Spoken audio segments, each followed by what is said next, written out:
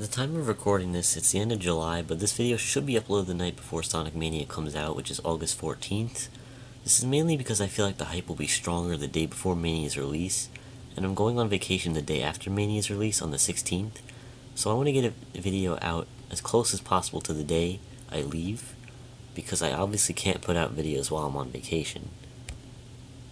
Anyway, I thought it would be fun to review Sonic 1, 2, 3, and 4, just to get myself even more hyped for Sonic Mania, releasing tomorrow, quote-unquote. And once I've played through Sonic Mania, I can review it and compare it to my other reviews to see which classic Sonic game is the best. Now let's get into it with Sonic 1. This game obviously was the first ever Sonic game, so you can expect that it's not going to be like the others, because the developers haven't found what works for best for Sonic yet. This game has its good moments and its bad moments. To understand what parts of the game these good moments and bad moments lie, we have to go through the 6 zones. Yes, this game only has 6 zones, however there are 3 acts per zone. The first zone is Green Hill Zone. This zone is your typical green grassland that you would normally find as the first level of many games. It can feel slow at times if you're a beginner, but if you know how to use the game's physics to your advantage, you can actually go pretty fast. The second zone is Marble Zone. This zone is where the game starts to get harder and slower.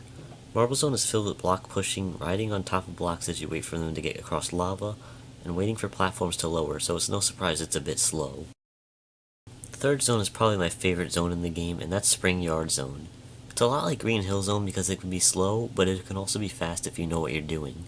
There's a bit of moving platforms you have to wait for, but other than that it's pretty fun. There's a little bit of balancing on springs, which is why it's called Spring Yard, of course. The fourth zone is Labyrinth Zone. Just ask anyone on the internet and they'll say this zone is bad. It's the slowest zone in the game and considered the hardest by many. Sonic moves slow, but not just because of the way the level is designed, but also because it takes place underwater, which makes things worse. Good thing there's a decent amount of air bubbles though. This zone's boss is also a real pain. No matter how many times I play it and I think I got the hang of it, I always get unlucky again. The fifth zone is Starlight Zone. I'm not sure how I feel about this one. Part of me wants to be thankful that it's really easy and it's a good way to cool off after Labyrinth Zone. But another part of me is just confused over why this zone is so easy if it's towards the end of the game. Just keep in mind that this comes after Labyrinth Zone, and several zones after Marble Zone, and comes right before the final zone in the game. Yet Starlight Zone is just as easy as Green Hill Zone. I do like that this zone is really fast at times, which is how Sonic games should be. The sixth and final zone is Scrap Brain Zone. The first 2 acts are great and very challenging, as the final zone should be, yet it could still be fast, once again if you're more experienced. The third act, though...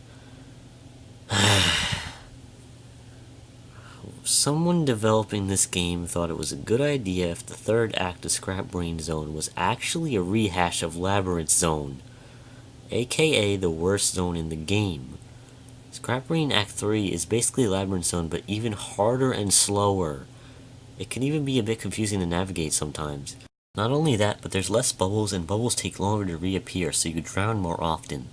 The final boss is alright. There's really not much to say about it. It's really easy once you get the hang of it. Now let's talk about the Chaos Emeralds. There are 6 of them, and you need to get 50 rings, finish a stage, and jump through the big ring to get to their special stages. If you're like me and you played the iOS version, it's easy to get all the Chaos Emeralds because if you have a save file, you can just access the special stages using the same level over and over again. Most preferably Green Hill Zone Act 1. The special stages themselves are pretty good. You basically just move Sonic around a rotating map and you have to get to the Chaos Emerald without knocking into those gold things that will take you out of the stage. If you collect a lot of rings in a special stage, you get to continue, and trust me, you'll need it. I find these special stages to be easier than the Sonic 2 special stages, but I'll get to that later. What's your reward for getting all the Chaos Emeralds? Let's see here, you get flowers during the ending cutscene, and you don't get Eggman taunting you at the end. Hooray, I guess? So what do I think of this game overall? On a scale from terrible to amazing, I think it's a good. Good things are great level design in almost all the levels, great visuals, great soundtrack, and introduced a really good physics system for the classic Sonic games. The bad things are Labyrinth Zone and Scrap Brain Zone Act 3, zones are in a weird difficulty order, and getting all the Chaos Emeralds just doesn't do much. This game has its bad moments, but these bad moments are definitely not enough to bring the good moments down. Hope you enjoyed this video, and I'll see you guys tomorrow when Sonic Mania comes out.